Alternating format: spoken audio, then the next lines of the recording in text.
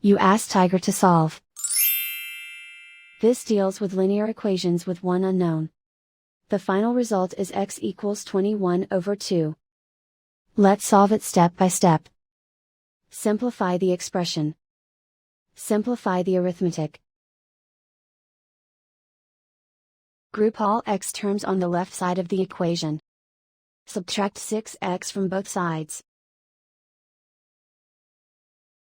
Simplify the arithmetic. Group like terms.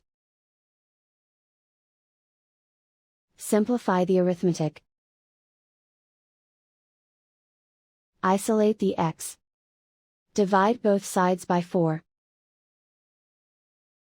Simplify the fraction.